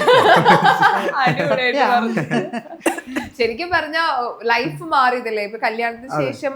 ഇപ്പൊ നമ്മുടെ ജോബിന്റെ രീതിയിലാണെങ്കിലും ശരിക്കും ഞാൻ ഇവിടെ കല്യാണം കഴിച്ചോണ്ടായിരിക്കും ഞാൻ വ്ളോഗർ ആയത്, യൂട്യൂബർ ആയത്. ഇല്ല ഒരിക്കലും ആവാൻ സാധ്യതയില്ല. കാരണം ഞാൻ ഇപ്പം ഏതെങ്കിലും ഗൾഫിലായിട്ടായിരിക്കും ജോലി ചെയ്യുന്നുണ്ടാവും, അതെ പുറത്ത് അവിടെ എവിടെയെങ്കിലും ജോലി ചെയ്യുന്നുണ്ടാവും. ഇതിപ്പോ കൂടെ വർക്ക് ചെയ്യുന്ന ആൾക്കാർ പറയാറുണ്ടോ നീ നന്നായി? അതെ, ഇപ്പൊ പറയാറുണ്ട്, അവര് മെസ്സേജ് അയക്കാറുണ്ട്, അടിപൊളിയാടാ, സപ്പോർട്ട് ചെയ്യാറുണ്ട്. പലരും അങ്ങ് പത്തനംതിട്ട, എറണാകുളം അങ്ങേ ഭാഗത്തുള്ള കുട്ടികളൊക്കെയാണ് എൻ്റെ കൂടെ ഒക്കെ ജോലി ചെയ്യുന്നത്. ഈ ആദ്യ സമയത്തെ സോഷ്യൽ മീഡിയയിൽ നമ്മൾ വീഡിയോ ഇട്ട് കഴിഞ്ഞാൽ അധികം പരിചയമില്ലാത്ത ആൾക്കാർ, അല്ലെങ്കിൽ നമുക്കിടയിൽ ഇപ്പൊ നമ്മുടെ നാട്ടിലൊന്നും അങ്ങനെ യൂട്യൂബേഴ്സ് എന്നത് ഒരു ജോബായിട്ട് പോലെ ആൾക്കാര് അംഗീകരിക്കാത്ത സിറ്റുവേഷൻ. തുടക്കത്തിൽ എങ്ങനെ പറഞ്ഞിട്ടുണ്ട് ജോബ്? എന്റെ അമ്മോ, എത്ര ഒരുപാട് ആൾക്കാർ അങ്ങനെ പറയുന്നുണ്ട്. ആൻഡ് ഈ നമ്മൾ അഭിനയിക്കുന്ന കണ്ടാലും അല്ലെങ്കിൽ നമ്മൾ വർക്ക് കണ്ടാലും കളിയാക്കലായിരിക്കും ആദ്യം കൂടുതല്. അങ്ങനെയാണ് കൂടുതൽ അനുഭവിച്ചിട്ടുണ്ടാവും. എന്റെ അടുത്ത് ആരും പറയൂല. അമ്മനോട് കുറെ ആൾക്കാർ പറയണ്ട, ഓനെ എങ്ങനെ കഴിച്ചിട്ടാ ഞാൻ എല്ലാവരുടെയും മൗനം കൊണ്ട് മനോഹരമാക്കി. പൊതുവെ അമ്മ ഭയങ്കര പോസിറ്റീവ് ആയിട്ടുള്ള ആളാണോ? അതെ, പോസിറ്റീവാണ്, ഭയങ്കര പോസിറ്റീവാണ്, എല്ലാത്തിനും സപ്പോർട്ട് ചെയ്യുന്ന. ശരിക്കും ഒരു ആഗ്രഹം ഉള്ള സമയത്ത് ഒരു ഫാമിലിയാണ് ആദ്യം സപ്പോർട്ട് ചെയ്യേണ്ടത്. കാരണം പല ഫാമിലീസ് ഇത് കിട്ടാറില്ല. ശരിക്കും നമ്മൾ ഒരിക്കലും അങ്ങനെ യൂട്യൂബർ ആക്കിയതാണെന്ന് വേണം പറയാൻ. സാഹചര്യങ്ങൾ കൊണ്ടായതാണ്. ഒരിക്കലും ഒരു യൂട്യൂബർ ആവാൻ വേണ്ടിയിട്ട് വീഡിയോ ചെയ്തതല്ല. ഞാൻ പറഞ്ഞില്ല, ഒരു 9 മാസം KOC-യിൽ എനിക്ക് സെലക്ട് ആയിരുന്നു കുവൈത്തിൽ. അപ്പൊ ആ ഒരു ടൈമിന് വിസ പർപ്പസിന്റെ ഒരു ടൈമിന് ചെയ്തപ്പോഴങ്ങനെ ഇതായതാണ്. അങ്ങനെയാണ് ഇതിലേക്ക് വരുന്നത്. പിന്നെ പറഞ്ഞോട്ട് വീഡിയോ എഡിറ്റ് ചെയ്യാനുള്ള ഒരു ഇൻട്രസ്റ്റിംഗ് ഉണ്ടായിരുന്നു. ഇപ്പോഴും വീഡിയോ എഡിറ്റ് ചെയ്യുന്നത് ഞാൻ തന്നെയാണ്. അതെ, ഞാൻ തന്നെയാണ്. കൊടുക്കാറില്ല, ഇല്ല, എഡിറ്റിംഗ് ആണ് മെയിൻ ചേട്ടന്റെ. അല്ല, കൊടുക്കണമെന്നുണ്ട്, ഇനി മുന്നോട്ട് കൊടുക്കേണ്ടി വരും. കാരണം എല്ലാം കൂടി ഒരുമിച്ച് നടക്കുന്നില്ല. ശരിക്കും ഇതിപ്പം ഷൂട്ട് ചെയ്യുന്നതും ഒക്കെ എങ്ങനെ, ഇതിന്റെ പ്രോസസ്സിംഗ് എങ്ങനെ? ഇപ്പൊ ഒരു ഷോർട്ട് ഫിലിം ആണെങ്കിൽ എങ്ങനെയാ? നമ്മൾ ഫോണിൽ തന്നെ എടുക്കുന്ന, ഐഫോണില ലേറ്റസ്റ്റ് ഫോൺ ഉപയോഗിച്ചിട്ട് എടുക്കുന്ന 17. പിന്നെ നമ്മൾ സ്ക്രിപ്റ്റ് ഒന്നും ഉണ്ടാവില്ല, എന്റെ മൈൻഡിൽ തന്നെയാ. മിക്ക വീഡിയോസിനും സ്ക്രിപ്റ്റ് ഒന്നും ഉണ്ടാവില്ല. പക്ഷെ എന്റെ മനസ്സിലൊരു സ്ക്രിപ്റ്റ്, ഞാൻ ഒരു 1 ലൈൻ എഴുതും. എന്റെ കീപ് നോട്ട്സ് ഉണ്ട് ഫോണിൽ തന്നെ, അതിൽ ഞാൻ ഒരു 1 ലൈൻ എഴുതും. പിന്നെ അങ്ങനെ അങ്ങ് എടുക്കും. അങ്ങനെയാണ്. ഡയലോഗ് കാര്യങ്ങളില്ല. ഇപ്പൊ കൊറേ ആർട്ടിസ്റ്റ് വരുമല്ലോ, ഇപ്പൊ നമ്മള് കണ്ട ആൾക്കാർക്ക് ഇതെങ്ങനെ നിങ്ങൾ എടുക്കണേ? ഇപ്പൊ ഒരുപാട് പേര് ഓപ്പർച്യൂണിറ്റീസ് അതിൽ നിന്ന് ചൂസ് ചെയ്യുന്നതാണോ? കഥ എഴുതുമ്പോ എന്റെ മനസ്സിലുണ്ടോ ഇന്നേ ക്യാരക്ടർ ഇന്നയാൾ ചെയ്താല്, അപ്പൊ പുതിയൊരു ആൾക്കാർ ഒരു മോരെ ഞാൻ ഒന്ന് കാണും, അവരോടൊന്ന് വരുവാൻ പറയും. എന്നിട്ടൊന്ന് കണ്ട് സംസാരിച്ചിട്ട് അവർ പറഞ്ഞു വിടും. എന്നിട്ട് ഞാൻ പിന്നെ അടുത്തത് വരുമ്പോ എഴുതും, എനക്കോർ എന്റെ മനസ്സിൽ വരും. അപ്പൊ ഞാൻ അവർക്ക് വേണ്ടി എഴുതും എന്ന് പറഞ്ഞാൽ 1 ലൈൻ എഴുതുക. മിക്കതും ഒരു 1 ലൈൻ ഉണ്ടാവും, ഇല്ലാണ്ട് നമുക്ക് ഷൂട്ട് ചെയ്യാൻ പറ്റില്ല. നമ്മുടെ മൈൻഡിൽ ഒരു 1 ലൈൻ വേണ്ട. അപ്പൊ ഇന്നയാള് അച്ഛൻ, ഇന്നയാൾ അമ്മ, ഇന്നയാൾ, അതായിരിക്കും ഞാൻ എഴുതി വെക്കുന്നുണ്ടാവുക. പിന്നെ ചിലത് ഞാൻ എഴുതാറുണ്ട്. ചില കഥകൾ ഞാൻ ഇരുന്ന് എഴുതും. എഴുതാൻ സമയം കിട്ടില്ല, അതുകൊണ്ടാണ് എഴുതാത്തത്. എഴുതുന്നത് നല്ലത് തന്നെയാണ്. എഴുതിയാൽ നമുക്ക് കുറച്ചുകൂടി കാര്യങ്ങൾ കിട്ടും. ഫുള്ള് സ്ക്രിപ്റ്റ് ആയാലും. ഡയലോഗ് എഴുതാറില്ല എന്ന് ഞാൻ പറഞ്ഞത്. 1 ലൈൻ എപ്പോഴും എഴുതും. ഇപ്പൊ നിങ്ങളുടെ ടീം എത്ര പേരുണ്ട്? ഇപ്പൊ സ്ഥിരമായിട്ട് വരുന്ന ഷൂട്ട് ചെയ്യാനൊക്കെ വരുന്ന ആൾക്കാർ എത്രയാ? അത് എണ്ണണ്ടേരല്ലേ, കുറെ ആൾക്കാർ. ഞങ്ങൾ എല്ലാരെയും വന്ന ആൾക്കാരെ റിപ്പീറ്റ് വിളിക്കും. കാരണം അവര് എല്ലാവർക്കും ആഗ്രഹം. എന്തായാലും ഒരു 20 പേരല്ലേ കുറയാതെ ഉണ്ട് നമ്മുടെ കൂടെ സ്ഥിരമായി വീഡിയോ ചെയ്യുന്നത്. അപ്പൊ ലേഡീസ് ആയിക്കോട്ടെ, പെൺകുട്ടികളായിക്കോട്ടെ, അല്ലാതെ ഏജ്ഡ് ആയിട്ടുള്ള ആൾക്കാരായിക്കോട്ടെ, ഒരുപാട് ആൾക്കാരുണ്ട്. ഈ അമ്മമാരെ എങ്ങനെയാ ശരിക്കും പ്രായമായിട്ടുള്ള ആൾക്കാരൊക്കെ അവസരം ചോദിക്കുന്നതാണോ, അങ്ങനെ സെലക്ട് ചെയ്യുന്നതാണോ? ഇപ്പൊ അതിലൊരു 4 പെണ്ണുങ്ങളില്ലേ, അപ്പം ജാനുവടുത്തി വരല്ലോ, ഇവരുടെ ഞാൾ ഇവിടുന്ന് ഇരിക്കുമ്പോ ഇല്ല പോകുമ്പോ തൊഴിലുറപ്പം കഴിഞ്ഞ് പോകുമ്പോ ചോദിച്ചാണ് ഞാളെയും കൂട്ടുമെന്ന്. അങ്ങനെ കൂട്ടിയതാ. ഓക്കെ. ഈ അവസരം ചോദിക്കുമ്പോഴേ പലരും പറയാ, ഇല്ല ഞങ്ങള് കുറച്ച് ആൾക്കാർ ഇപ്പൊ സെറ്റാണ്, അത് ഇനി എന്തെങ്കിലും അവസരം ഉണ്ടെങ്കിൽ പറയാന്ന് പറയാ. പക്ഷെ ആൾക്കാർ ചോദിക്കുമ്പോ ഓപ്പർച്യൂണിറ്റീസ് കൊടുക്കാൻ മനസ്സുണ്ടല്ലോ, അത് എന്തുകൊണ്ടാ? കാരണം വാല്യൂ അറിയുന്നതുകൊണ്ടാണോ ഒരു അവസരം കൊടുക്കാൻ? വാല്യൂ, പിന്നെ ഇവർക്കൊന്നും പ്ലാറ്റ്ഫോം ഇല്ലല്ലോ. ഞാൻ വിശ്വസിക്കുന്ന എല്ലാവരുടെ ഉള്ളിലും ഒരു അഭിനേതാവ് ഉണ്ട്. അപ്പം നമ്മൾ വിചാരിച്ച അതൊക്കെ വലിച്ചു കൊണ്ടുവരാം നമുക്ക്. അപ്പം ചാൻസ് ചോദിക്കുമ്പോ നമ്മള് കഥ എഴുതുമ്പോ അങ്ങനത്തെ സാഹചര്യം വരുമ്പോൾ ഓരെയും കൂടി കൂട്ടും, ഓരും കൂടി ഹാപ്പി ആവുമല്ലോ. അതെ.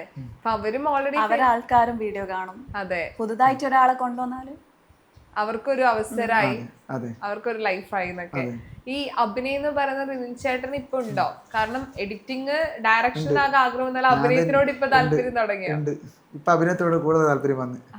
സിനിമ എന്തെങ്കിലും ചെയ്തോ? സിനിമ ഞങ്ങള് മലബാർ മല്ലൂസ് ഒരു സിനിമ ചെയ്യാൻ പോകുന്നുണ്ട്. ഞങ്ങളൊരു കൂട്ടായ്മയില് ഒരു സിനിമ, അങ്ങനെ വലിയ സിനിമയല്ല, എന്നാൽ ഞങ്ങളൊരു സിനിമ ഞങ്ങള് ഇപ്പം ഓഗസ്റ്റ് ലാസ്റ്റ് ഞങ്ങൾ ഷൂട്ടിംഗ് പ്ലാൻ ചെയ്യുന്നുണ്ട്. ഒരു കല്യാണമായി ബന്ധപ്പെട്ടൊരു കഥയാണ്. അപ്പോൾ ഞാൻ തന്നെയാണ് ഡയറക്റ്റ് ചെയ്യുന്നത്. പിന്നെ നമ്മളെ ടീം തന്നെയാണ് അഭിനയിക്കുന്നത്. അങ്ങനെ പുറത്തുനിന്ന് ആരും ഇല്ല.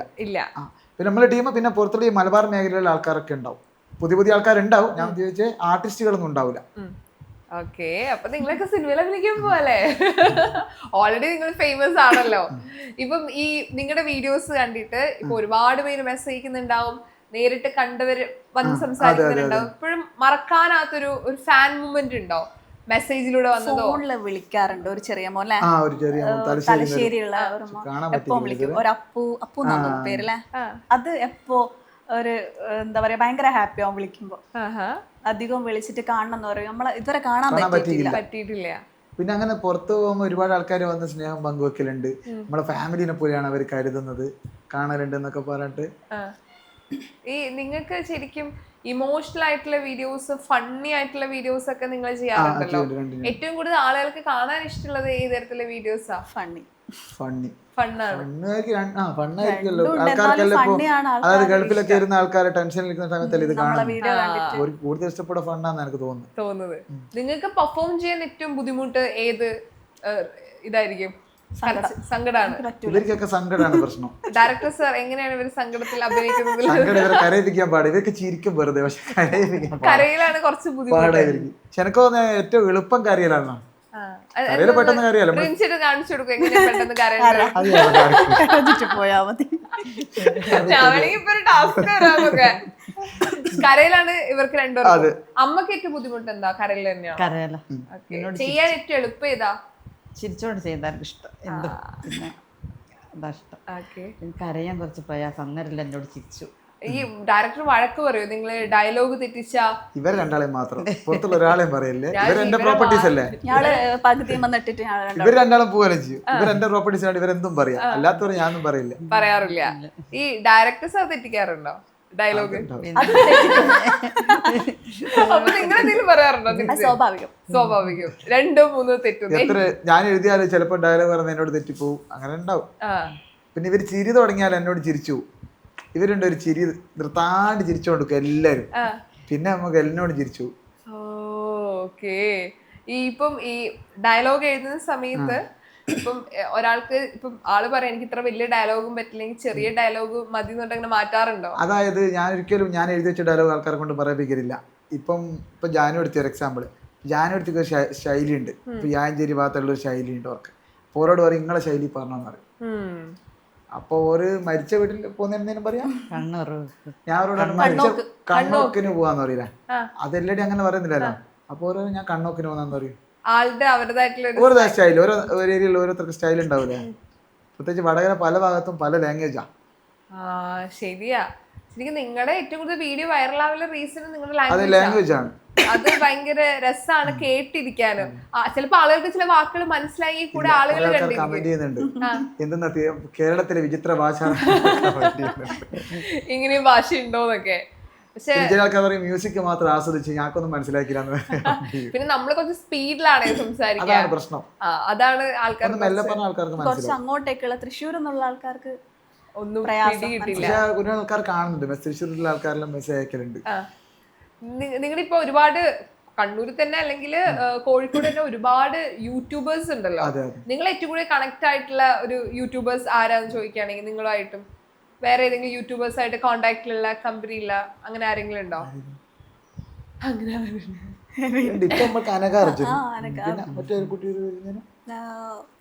മല്ലു വ്ലോഗ്സ്. പിന്നെ അവരെ ഞങ്ങൾ ഇപ്പൊ അടുത്ത് മീറ്റ് ചെയ്തിട്ടുണ്ട്. പരിപാടിക്ക് വെച്ച് കണക്ഷൻ ഞങ്ങൾക്ക് കുറവാ. ഒരുപാട് ആൾക്കാരായിട്ട് കണക്ഷൻ ആക്കണമെന്നുണ്ട്. ഞാൻ ആദ്യം യൂട്യൂബ് മീറ്റപ്പിനൊക്കെ പോകാറുണ്ടായിരുന്നു. പക്ഷെ ആ സമയത്ത് എനിക്ക് വന്ന് ഇവിടെയുള്ള ആൾക്കാരൊന്നും കുറവായിരുന്നു. ഇപ്പോഴാണ് കൂടുതൽ ആൾക്കാർ വന്നത്. ഇപ്പൊ മലബാർ ഏരിയയിൽ ഒരുപാട് യൂട്യൂബേഴ്സ് ഉണ്ട്. ഇപ്പൊ മീറ്റപ്പ് അങ്ങനെ നടക്കാറില്ലെന്ന് തോന്നുന്നു. കുറവാ. പിന്നെ നിങ്ങളുടെ ഓൾറെഡി ബ്ലോഗ് പരിപാടി വരുന്നതുകൊണ്ട് അപ്ഡേഷൻ നമുക്ക് കിട്ടുന്നുണ്ടല്ലോ. അല്ലെങ്കിൽ നിങ്ങൾ മീറ്റപ്പ് ചെയ്യാൻ കുറച്ച് ഫ്രണ്ട്സ് സർക്കിൾ അല്ലെങ്കിൽ വല്ല ഫംഗ്ഷൻസ്. ഇപ്പൊ വടകര കുറെ ആൾക്കാർ വന്നിട്ടുണ്ട് ബ്ലോഗേഴ്സ്. വടകര ഇല്ലേനും കുറവേനും വടകര ഒരു ഉറുപ്പ ചാടി ഒരുപാട് ആൾക്കാരുണ്ട്. ഞാൻ തമാശ പറഞ്ഞേ, എല്ലാവരും നല്ല ചെയ്യുന്ന ആൾക്കാരാണ്. ഈ യൂട്യൂബ് ബ്ലോഗ് ചെയ്യാന്ന് പറയുന്നത് അല്ലെങ്കിൽ യൂട്യൂബിൽ വീഡിയോസ് ഇടാന്ന് വെച്ചാൽ വളരെ സിമ്പിൾ ആണ്. ഇട്ട് കഴിഞ്ഞാൽ പൈസ എളുപ്പത്തിന് കിട്ടും എന്ന് ചിന്തിക്കുന്ന ഒരുപാട് ആൾക്കാരുണ്ട്. നിങ്ങളോട് ചോദിക്കട്ടെ, ഇത്രയും എളുപ്പത്തിൽ നമുക്ക് പൈസ ഉണ്ടാക്കാൻ പറ്റുന്ന ഒരു പ്ലാറ്റ്ഫോമാണോ യൂട്യൂബ്? ഈസി ആണോ ചെയ്യാൻ? ഒരിക്കലല്ല. കാരണം ഇതിൽ നമ്മൾ 24 മണിക്കൂർ വർക്ക് ചെയ്യണം. ഞാൻ ഗൾഫിലുള്ളടത്ത് 8 മണിക്കൂർ വർക്ക് ചെയ്യുന്നത് പുറത്ത്. അതാണ് വ്യത്യാസം. അതായത് നാളെ എന്തുണ്ടാക്കണം നമ്മൾ ചിന്തിച്ചിട്ട് വേണം ഇന്ന് ഉറങ്ങാൻ. ഒരിക്കലും എളുപ്പമുള്ള പരിപാടിയല്ല. ഒരുപാട് ഹാർഡ് വർക്ക് ഉണ്ട് ഇതിന്റെ പുറകിൽ. ഒരു വീഡിയോ അടിച്ചിട്ട് നമ്മൾ കഷ്ടപ്പെട്ട് ഉണ്ടാക്കിയ വീഡിയോ എന്തൊക്കെ കമന്റ് വരും, എന്തൊന്നും ഉണ്ടാക്കി വെച്ചിങ്ങനെ ചോദിക്കുന്ന ആൾക്കാരുണ്ടാവില്ലേ. എല്ലാ ജോലിക്കും അതിൻ്റെതായ കഷ്ടപ്പാടുണ്ട്. അതായിരിക്കും പറയുന്നത് കൃത്യം അല്ലേ. ഈ 5 വർഷം മുമ്പ് തുടങ്ങിയ ഒരു പരിപാടി കുറച്ചു മുമ്പേ തുടങ്ങായിരുന്നു എന്ന് തോന്നിയോ? ഇല്ല, കാരണം കറക്റ്റ് ആള് വന്നപ്പോഴല്ലേ തുടങ്ങിയത്. ഇത് ഇടയ്ക്കിടയ്ക്ക് പറയാറുണ്ടോ? കേൾക്കാൻ നല്ല രസമല്ലേ? അല്ല, ഒരിക്കലും ഞാൻ അതിന് മുമ്പ് തുടങ്ങൂല. കാരണം ഞാൻ എൻ്റെ പ്രൊഫഷൻ വേറെയാ. അപ്പം ഞാൻ എപ്പോഴും പുറത്തായിരിക്കും. അപ്പം വിദേശത്ത് ജോലി ചെയ്യുമ്പോൾ നമുക്ക് ഇതിനുള്ളൊരു സാഹചര്യം ടൈമൊന്നും ഉണ്ടാവില്ലല്ലോ. പിന്നെ നമ്മൾ ഓയിൽ റിഫൈനറി എന്ന് പറഞ്ഞു കഴിഞ്ഞാൽ മിക്കപ്പോഴും റിമോട്ട് ഏരിയ ആയിരിക്കും, വേറെ ഒന്നും ഉണ്ടാവില്ല, മരുഭൂമി മാത്രമേ ഉണ്ടാവും. അപ്പം അവിടെ നമുക്ക് ഇങ്ങനത്തെ ഒരു സ്കോപ്പും ഇല്ല ചെയ്യാനും. പുറത്ത് ജോലി ചെയ്യുന്ന ഒരുപാട് ആൾക്കാരുണ്ടല്ലോ, കഷ്ടപ്പെടുന്ന ആൾക്കാർ. ഒരുപാട് കഷ്ടപ്പെട്ടിട്ട് എല്ലാവരും ജോലി ചെയ്യുന്നത് ഞാൻ അവിടെ കണ്ടിട്ട് വരുന്ന. അവർക്ക് ചിലപ്പോ നാട്ടിൽ വന്ന് ഇതുപോലെ ആഗ്രഹം ഒരുപാട് ആൾക്കാരുണ്ടാവും അങ്ങനെ നാട്ടിൽ വന്നിട്ട് ചെയ്യണമെന്നല്ലോ. പിന്നെ ഞാൻ 5-8 വർഷത്തിന്റെ മേലെ പുറത്ത് ജീവിച്ചിരിക്കും. പക്ഷെ എനിക്ക് 8 വർഷം ഒരു ദിവസം പോലും എനിക്ക് പുറത്ത് നിൽക്കുന്ന ഇഷ്ടമല്ലേ. എൻ്റെ ഉള്ളിൽ എപ്പോഴും നാട്ടിൽ തന്നെ നിൽക്കണം എന്നൊരു ആഗ്രഹമുണ്ട്. പക്ഷെ ഞാൻ പഠിച്ചത് ഇൻസ്ട്രുമെന്റേഷൻ ആയതുകൊണ്ട് തന്നെ നാട്ടിൽ ജോലി സാധ്യത വളരെ കുറവാണ്. പക്ഷെ ഈ നാട് ഭയങ്കര രസമാട്ടോ കാണാൻ വേണ്ടിട്ട്. ഭയങ്കര ഗ്രാമീണ സുന്ദരമായ വയലും പാടവും തോടും ഒക്കെ ആയിട്ടുള്ള ഒരു സ്ഥലം. ഇവിടെ നിന്ന് ഈ കല വരിക അല്ലെങ്കിൽ വലിയൊരു യൂട്യൂബ് ലോകത്തേക്ക് ആദ്യമായിട്ട് ഇവിടുന്ന് വരുന്നത് നിങ്ങളാണല്ലോ. അതൊരു വലിയ അച്ചീവ്മെന്റ് ആണ്. ആൾക്കാർക്ക് പൊതുവെ അറിയാത്തൊരു സംഭവം പെട്ടെന്ന് നിങ്ങൾ തുടങ്ങുന്ന സമയത്ത് ആൾക്കാർക്ക് അതിശയായിരിക്കും, ഇത് എന്താ ചെയ്യണേ ഇവര്, വേറെ പണിയില്ലേ, അങ്ങനെയാ തോന്നുന്നു ആൾക്കാർക്ക്. അല്ലാതെ അത്ഭുതമായിട്ട് എനിക്ക് തോന്നൂല. എന്നോട് ഇങ്ങനെ ചോദിക്കും, ഇവന്റെ വട്ടൻ എന്തിനാ ഇങ്ങനെ കൂട്ടേക്കുന്നത്, എന്തിനാ സപ്പോർട്ട് ചെയ്ത്. വൈഫ് ആളോടായിരിക്കും കൂടുതൽ ചോദ്യങ്ങൾ ചോദിക്കുക. ഇപ്പൊ ആളുടെ അമ്മ ഇതിൽ അഭിനയിച്ചിട്ടുണ്ടോ? മുന്നേ അഭിനയിച്ചിട്ടുണ്ട്, ഫസ്റ്റില്. അത് 1-2 അത്രേ ഉള്ളൂ ചെയ്തിട്ടുണ്ട്. അവരുടെ ഫാമിലിക്കൊക്കെ എങ്ങനെയാ, ഇഷ്ടാണോ? ഇവിടെ ഫുൾ സപ്പോർട്ടാണ്. നിങ്ങളുടെ അഭിനയൊക്കെ കണ്ടിട്ട് ഇവര് പറയോ, ജഡ്ജ് ചെയ്യാറുണ്ടോ? കറക്റ്റ് കുറച്ചുകൂടി ബെറ്റർ ആക്കേണ്ടതുണ്ട്? ഇല്ല, അങ്ങനെയല്ല, എൻജോയ് ചെയ്യുന്ന ആൾക്കാരാ. പിന്നെ നമ്മള് നാടൻ ശൈലിയിലായതുകൊണ്ട് അങ്ങനെ ഇതാക്കുന്നത്.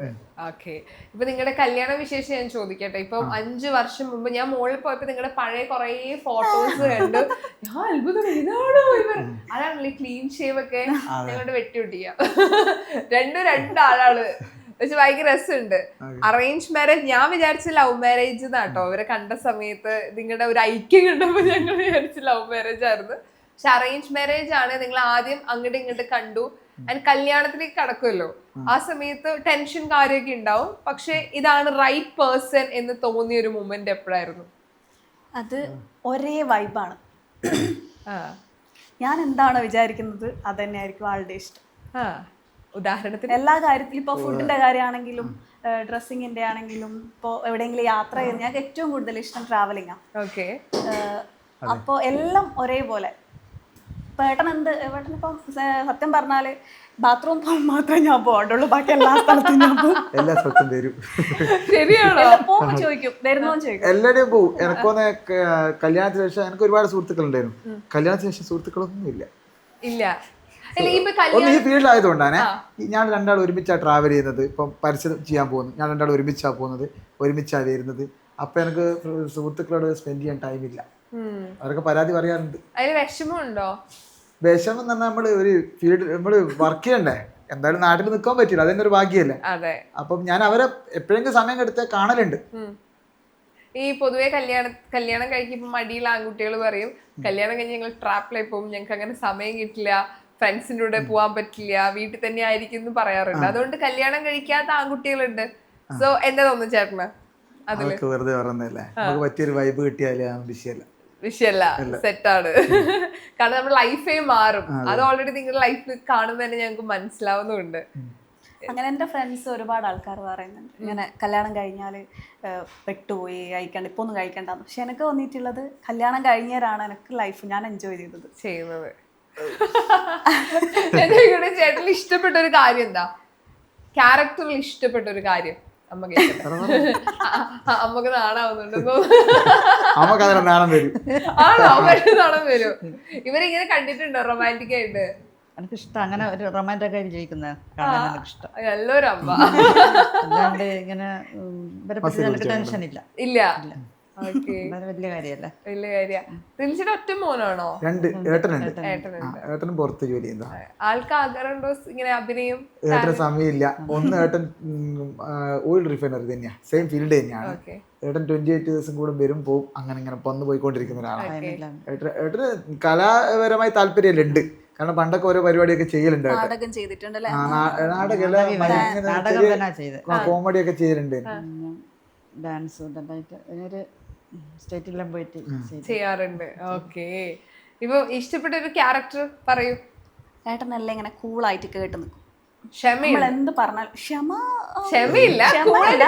ഞാൻ എന്ത് പറഞ്ഞാലും എന്താ പറയാ, നോന്ന് പറയൂല, എല്ലാം കേട്ട് ഇങ്ങനെ നിൽക്കും. അതല്ല ക്ഷമ പറയുന്നത് നമ്മൾ ഇപ്പൊ കാര്യങ്ങൾ ഇപ്പൊ ദേഷ്യപ്പെട്ട് എന്താ പറയാ വേറെ സിറ്റുവേഷനിലെല്ലാം ദേഷ്യപ്പെട്ട് നിൽക്കും, അങ്ങനത്തെ ഒരു ക്ഷമയില്ല. ഇത് നമ്മളിപ്പോ എന്തെങ്കിലും ഒരു കാര്യം പറയുകയാണെങ്കിൽ കേൾക്കാനുള്ളൊരു മനസ്സുണ്ട്. ഗുഡ്. തിരിച്ചു ചോദിക്കുകയാണ് യാതൊരു ചേച്ചിയില് ഗുണം. ഓ ദോഷം പറയണോ? ഗുണം മൊത്തത്തിൽ നല്ല ആൾക്ക് ഓർമ്മയില്ലാത്തത്. എന്റെ എല്ലാത്തിനും എന്റെ കൂടെ നിൽക്കുക എന്നുള്ളത് തന്നെയാണ് അവളെ ഏറ്റവും വലിയ പോസിറ്റീവ് മൈൻഡ്. അതായത് ഇപ്പൊ ഞാനിപ്പോ ഇതിലേക്ക് വന്നപ്പോ തന്നെ അവളെ സപ്പോർട്ടുള്ളതുകൊണ്ടല്ലോ, അല്ലെങ്കിൽ ഒരിക്കലും കല്യാണം കഴിഞ്ഞ ഒരാൾക്ക് ചിന്തിക്കാൻ പോലും പറ്റാത്തൊരു ഫീൽഡാണല്ലോ ഇത്. കാരണം എന്താവോ എന്നുള്ളത് അറിയില്ലാലോ. ഇങ്ങനെ ഒരു 55 സബ്സ്ക്രൈബറും വെച്ചിട്ട് എന്താവും എന്നുള്ള. ഈ 55 എന്ന് പറഞ്ഞാൽ ഞാളെ ഫ്രണ്ട്സ് തന്നെയായിരുന്നേ, എല്ലാവർക്കും കൊണ്ട് ചെയ്യിച്ചു. എന്നിട്ട് ഞാളിങ്ങനെ ഇരിക്കുകയാണ് 55 സബ്സ്ക്രൈബർ ആയിട്ട്. ആദ്യം 3 സബ്സ്ക്രൈബർ, 1 2 3. 55 എത്ര ദിവസം കൊണ്ടായതാ? അത് ഞാനിങ്ങനെ കുറച്ച് ദിവസം കൊണ്ട് തന്നെ എല്ലാവരും കൊണ്ട് ഇങ്ങനെ ചെയ്യിപ്പിക്കും. ഇവിടെ ഫ്രണ്ട്സ് ആണ് മെയിൻ സപ്പോർട്ട് അല്ലേ. ഇവിടെ സുഹൃത്തുക്കൾ ഒരുപാട് സപ്പോർട്ട് ചെയ്ത്. കാരണം ഈ 55 52 3 കഴിഞ്ഞ് കഴിഞ്ഞാൽ ഈ 52 ഇവിടെ സുഹൃത്തുക്കളായിരിക്കും എനിക്ക് തോന്നുന്നു. നല്ല സപ്പോർട്ട്. ഒരു ഗ്രൂപ്പ് ഉണ്ട്, അതിൽ നല്ലോണം ഹെൽപ്പ് ചെയ്തിരുന്നു നമ്മൾ ആ സമയത്ത്. അവര് ഷെയർ ചെയ്യും വീഡിയോസ്. ഈ ഗ്രോത്ത് ഉണ്ടല്ലോ, ഈ 9 monthsലാണല്ലോ ഈ ഒരു ഗ്രോത്ത് സംഭവിക്കണം അല്ലേ? അപ്പം ഈ സപ്പോർട്ട് തുടക്കത്തിൽ സപ്പോർട്ട് ചെയ്ത ആളുകൾക്ക് ഭയങ്കര ജെറ്റിലായിരിക്കും. ഇന്ന് 5 lakhൽ കൂടുതൽ സബ്സ്ക്രൈബേഴ്സ് ആയി. അപ്പൊ അവരുടെ ഒരു റെസ്പോൺസ് എങ്ങനെയാ? അവര് പറയും എവിടെ പോയാലും നമ്മളെ ഫ്രണ്ട്സാന്ന് പറയുമ്പോ അവര് ഭയങ്കര ഹാപ്പിയാ. അത് ഈ 55ഉം ഇപ്പൊ 5 ലക്ഷം അല്ലേ?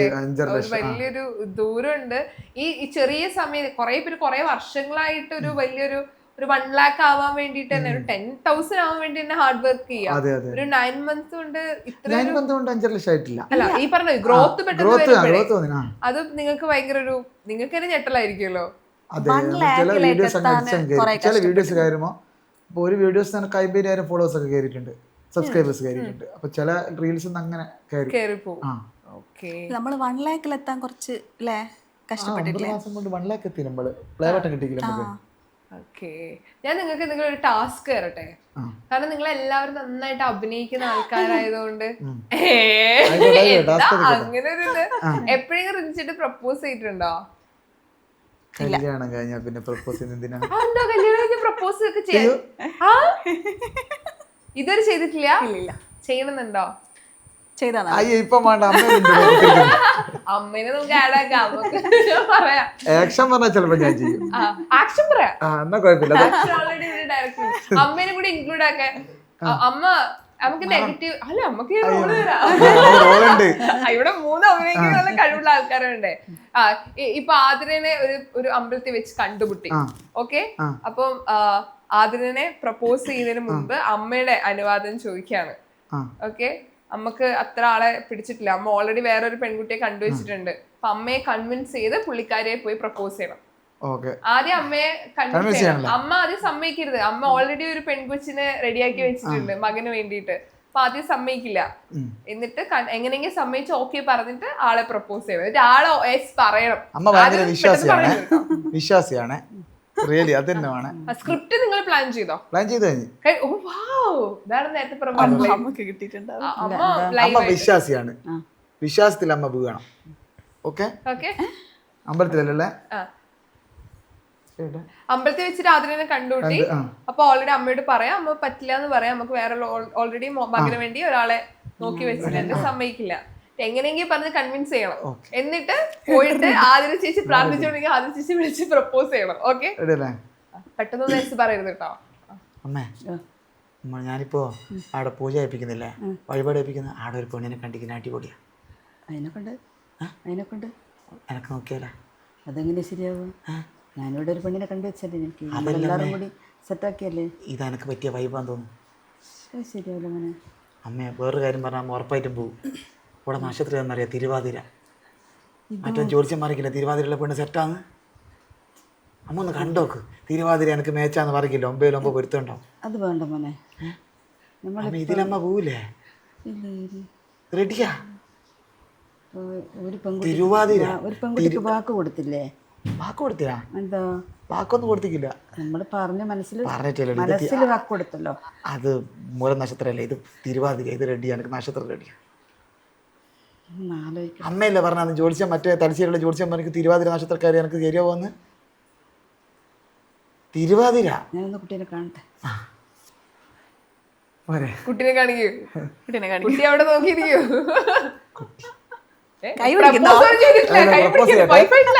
അപ്പൊ ഞാൻ രണ്ടാളുണ്ടല്ലേ?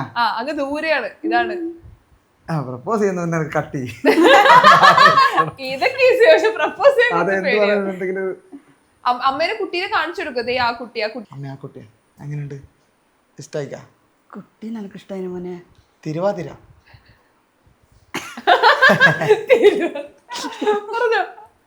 തിരുവാതിര നക്ഷത്രം. അമ്മേ, മുടിയെല്ലാം ഉണ്ട്, സെറ്റല്ലേ? കുട്ടീനെ ഇഷ്ടമായി. പക്ഷേ എനിക്കത് തിരുവാതിര അമ്മേ, അത് റെഡിയല്ലേ? അമ്മ എപ്പോഴും പറയില്ലേ തിരുവാതിര നക്ഷത്രക്കാരത്തി എനിക്ക് പറ്റുമെന്ന്.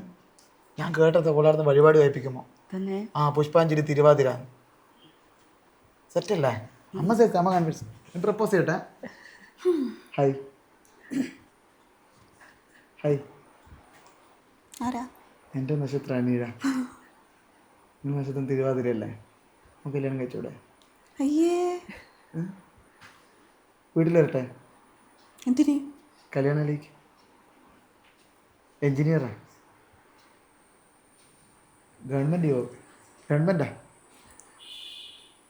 Government PWD engineer. രാവിലെ എണീക്കണം, ചോറ് വെക്കണം, കറി വെക്കണം, എന്നിട്ട് ഫുഡെല്ലാം റെഡിയാക്കിയിട്ട് ജോലിക്ക് അയക്കണം. ഗവൺമെൻറ് ജോലിക്കാരൻ എനിക്ക് പറ്റൂല. എനക്കല്ല, എൻ്റെ അച്ഛനത് ഗവൺമെൻറ് ജോലി. ഞാൻ പുറത്താ. എന്താ ജോലി? ഞാൻ ഇൻസ്ട്രുമെന്റേഷൻ എഞ്ചിനീയർ. അപ്പം എന്നെ കൂട്ടോ? ആഫ്രിക്കയിൽ കൊണ്ടുപോകും. അപ്പോൾ ഓക്കെ. ശരിക്കും അവിടെ കൊണ്ടുപോകാന്ന് പറഞ്ഞാണോ? എനിക്ക് തോന്നി പൊതുവെ അങ്ങനെയാണല്ലോ. എനിക്ക് പേടിയാ. ആഫ്രിക്കയിൽ ഒരിക്കലും കൊണ്ടുപോകാൻ പറ്റൂലേ. ഞാൻ തന്നെ പോയിട്ട് ഇറക്കിന്റെ പേടിയേക്കാം. ശരിക്കും ഞങ്ങള് മിലിറ്ററി പ്രൊട്ടക്ഷൻ അവിടെ കൊണ്ടുവന്നു. ഞങ്ങളുടെ ക്യാമ്പിലേക്ക്. അവിടെ ഭയങ്കര റോബറിയാ. നൈജീരിയയിൽ. ഞാൻ നൈജീരിയയിലാണ് വർക്ക് ചെയ്തത്. റോബറിയുള്ള സ്ഥലം. നമ്മളെപ്പോഴും മനസ്സിൽ വെക്കുന്ന പട്ടിണിയും പരിവിട്ടായിട്ട് അത് തന്നെയാണ് സെയിം അവസ്ഥ. ഓക്കെ. നമ്മള് കാണാത്ത എന്തൊക്കെ ആഫ്രിക്കയിലുണ്ട്? ഞാൻ അവിടെ പോയിട്ട് മാനിറച്ചി കഴിച്ചിട്ടുണ്ട്, മുതലിറച്ചി കഴിച്ചിട്ടുണ്ട്. അങ്ങനത്തെ കുറച്ച് വെറൈറ്റി എല്ലാം ടേസ്റ്റ്. വേണമെങ്കിൽ ആനയിറച്ചിയും കഴിക്കായിരുന്നു. ഞാൻ പോയില്ല. ഇല്ല, ആടെ അങ്ങനത്തെ പ്രശ്നമൊന്നുമില്ല. ആടെ ഒരു ഗോത്രവർഗ്ഗക്കാർ വേട്ടയാടി കഴിക്കുന്ന സാധനമാണ് ഈ ആനയൊക്കെ. അങ്ങനെ കുറെ വെറൈറ്റി. അതായത് മുതലേനൊക്കെ നമ്മൾ നേരിട്ട് കാണാൻ പറ്റി. അങ്ങനെ പുഴയതിലിങ്ങനെ ഓടിക്കളിക്കുന്നതിലും അങ്ങനെയൊക്കെ പറ്റിയിരുന്നു. പിന്നെ ഒരു മാനിനെ ഞങ്ങള്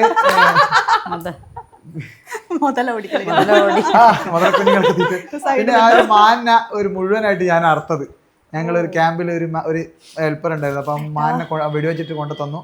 ഞാൻ തന്നെയാണ് അതിനെ മുഴുവൻ ഒരു ദിവസം ലീവ് എടുത്തിട്ട് എനിക്ക് ലീവ് തന്നു. ഞാൻ അതിനെ മുഴുവൻ അറുത്ത് ഞങ്ങൾ മുറിച്ച് എല്ലാവരും. ഞങ്ങൾ 55 പേരുണ്ടായിരുന്നു. മലയാളീസ് അവിടെ. അപ്പൊ എല്ലാരും കൂടിയും കഴിച്ച് ഒരാൾ കുക്ക് ചെയ്തിട്ട് നിഷ്കളങ്കനാണ്. അങ്ങനത്തെ കുറെ അനുഭവങ്ങൾ. അല്ല കൊന്ന ഞാനല്ലോ, കൊന്ന ഒരു വെടിവെച്ച് കൊന്ന. അങ്ങനെ ആഫ്രിക്ക ഭയങ്കര ഡേഞ്ചറുവാ. പറയില്ലേ ട്രാവൽ ചെയ്യുമ്പോൾ മിലിറ്ററി പ്രൊട്ടക്ഷൻ നമ്മൾ ട്രാവൽ ചെയ്യുന്ന അവിടുത്തെ. കാരണം എന്താ വെച്ച് കഴിഞ്ഞാൽ ഭയങ്കര റോബറി. ചിലപ്പോൾ ബസ്സൊക്കെ ഞങ്ങളെ ജോലി ചെയ്യുന്ന ചില ടീമുകളെ തന്നെ ഒരിക്കലും നാട്ടിൽ പോകുമ്പോൾ ഒരു റോബറി ആയിട്ടുണ്ട്. എന്നെ തട്ടിക്കൊണ്ടുപോയിട്ട് ചോദിക്കും എത്ര പൈസ എന്നറിയാം, 2000 രൂപ ഇവിടുത്തെ. അതാണ് അവരെ ദാരിദ്ര്യം എന്ന് പറയുന്നത്. ഇവിടുത്തെ 2000-5000 രൂപയൊക്കെയാണ് ചോദിക്കുന്നത് കമ്പനിയോട്. കമ്പനി വേഗം എടുത്താൽ കൊടുക്കും. ഒരിക്കൽ നെറ്റുമ്പളേയും കൊണ്ടുവരും. അങ്ങനെ ഇന്ത്യക്കാരെല്ലാം തട്ടിക്കൊണ്ടുപോയി നടന്നു. അമ്മ അങ്ങോട്ട് ആഫ്രിക്കയ്ക്ക് പോകുന്നെന്ന് പറയുമ്പോൾ ടെൻഷൻ ഉണ്ടായിരുന്നു. മൂത്ത മോൻ ഇപ്പൊ ആഫ്രിക്ക പക്ഷെ ഇപ്പൊ കുഴപ്പമില്ല. കമ്പനി എപ്പോഴും നല്ലതാണെങ്കിൽ നമുക്ക് എല്ലാ പ്രൊട്ടക്ഷനും ഏട്ടൻ അങ്കോളയിലാ. അപ്പം ആഫ്രിക്കയുടെ ഇങ്ങനെ ഒരു വശമുണ്ട്. അതെ അതെ, നമ്മൾ കാണുന്നത് ചിലര് പറയാം അങ്ങനെയല്ല, കുറച്ച് ലക്ഷറി ആയിട്ടുള്ള ആഫ്രിക്ക. ഇവിടെ ബ്ലോഗേഴ്സ് ഒക്കെ പോകുന്നവർക്ക് ഗൈഡൊക്കെ കൂടെ ഉണ്ട്, അതൊരു കാണിക്കയില്ല, ഓരോ മാത്രമേ കാണിക്കത്തുള്ളൂ. ഓക്കെ, എനക്കറിയാം, ഞാൻ അവിടെ ജോലി ചെയ്തല്ലേ, അവിടെ പോയിട്ടുണ്ട്, തിരിച്ചു വരൂല. നന്നായി പോവാത്തതൊക്കെ. ആള് ആഫ്രിക്ക കേട്ടപ്പോഴാണ് പോകാൻ പേടിച്ചത്. ആഫ്രിക്ക എനിക്ക് പേടിയാണ്. ഓരോരോ ന്യൂസ് എല്ലാം കാണുമ്പോ നമുക്ക് ടെൻഷൻ. അവിടെ പാമ്പിനെയൊക്കെ വീട്ടിൽ വളർത്തില്ലേ? അതെനിക്കറിയില്ല. പാമ്പിനെ ഇങ്ങനെ വിൽക്കാൻ വെച്ചാണ് നമ്മള് മത്തിയൊക്കെ വെക്കുന്നതിന്റെ തൊട്ട് കഴിക്കാനോ? ആ, അടുത്ത മാർക്കറ്റിലൊക്കെ പാമ്പും നായും തന്നെയാണ് മെയിൻ. നമ്മുടെ ഇവിടുത്തെ ഡോഗില്ലേ, അതൊക്കെയാണ് മെയിൻ ആയിട്ട് കാണുന്നത്. നാടൻ നായൊക്കെ തൂക്കിയിട്ടിട്ടുണ്ടാവും, മട്ടൻ തൂക്കിയിട്ട് അതിനോട്ട്. പിന്നെ പാറ്റാൻ ഇങ്ങനെ വറക്കും, കടല വറക്കുന്നതിന്റെ തൊട്ട് അത് ഞാൻ കഴിച്ചിട്ടുണ്ട്. കഴിച്ചിട്ടില്ല, ഞാൻ വെറുതെ ആദ്യം. ഓക്കെ, ശരി, ഓക്കെ. അപ്പൊ എന്തായാലും ഒരുപാട് സന്തോഷം കാണാനും സംസാരിക്കാനും സാധിച്ചതില്. അപ്പം മലബാർ മല്ലൂസ് വലിയൊരു, ഇനിയും സബ്സ്ക്രൈബേഴ്സ് കൂടട്ടെ, ഇനിയും ഒരുപാട് പേർക്ക് നിങ്ങളുടെ ഈ ഒരു ഷോർട്ട് ഫിലിമിൽ ഭാഗമാവാൻ സാധിക്കട്ടെ. സിനിമ എത്രയും പെട്ടെന്ന് റിലീസ് ആവട്ടെ, ആൻഡ് ബേബി എത്രയും പെട്ടെന്ന് വരട്ടെ എന്ന് ഞാൻ വിഷയമാണ്. ഈ ബേബിയൊക്കെ ഉള്ളപ്പോൾ ഒരു ദിവസം ഞാൻ ഒന്നും കൂടെ കാണാൻ വേണ്ടി വരുന്നുണ്ട്. ഒരുപാട് സന്തോഷം, എല്ലാവിധ ആശംസകളും. Thank you.